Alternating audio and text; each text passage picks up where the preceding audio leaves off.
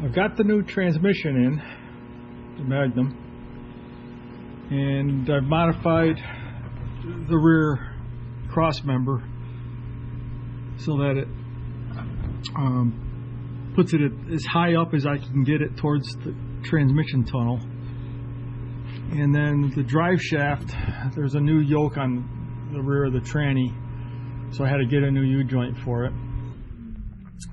And the mounting point is almost identical to where the old transmission was, as far as front to back. But the interesting thing was the drive shaft was hitting the, I forget what you call this, basically a safety rod that, or bar that keeps the drive shaft from falling down onto the road if it disconnects, if the U-joint breaks or drive shaft breaks. So when I first put the drive shaft in, I was at least a 1/4 inch below the lip coming into here. And last year I had it actually closer than it is now. It was about 1/8 of an inch clearance is all I had.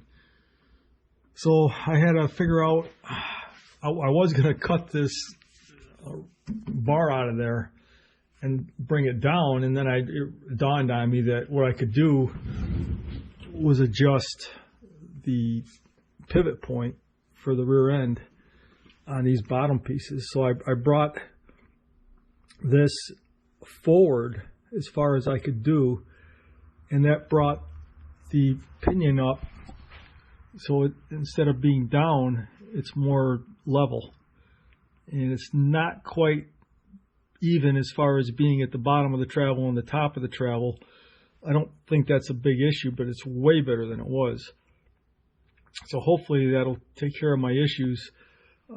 I also had a lot of vibration in this, and it felt like the drive shaft was out of balance, to be honest, which it may be, but it was happening at slow speeds too. So it was almost like it was binding up. And the shop I took it to, a speed shop, they couldn't really figure it out. They thought that maybe the front yoke was too close to the transmission. It was binding up inside here. The old Tremec transmission had some damage inside it, so that could have been an issue. But I never really felt that. To me, there was a good 1/2 inch of slop between the seal and the yoke, so I didn't think that was the issue. And the more I thought about it, I kind of think that the angle of the drive shaft was just too steep, to be honest. It may not have been, but I kind of kept coming to that. So hopefully with this setup, it's going to be friendlier.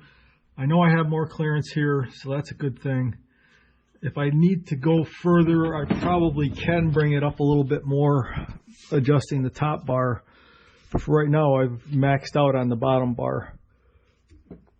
So, not really exciting for us because most of us don't have rear-wheel drive, but just wanted to update you on the project that I think now I may have found a solution for the vibration. So that's it for this week. I've lost a lot of video in the past that I've been trying to save up. Haven't had a lot of time to do video, but like I said, that camera I had before was a piece of crap. I now have a new GoPro from Santa Claus, so I got rid of those cheapy $50 cameras, and maybe this will work out a lot better for me.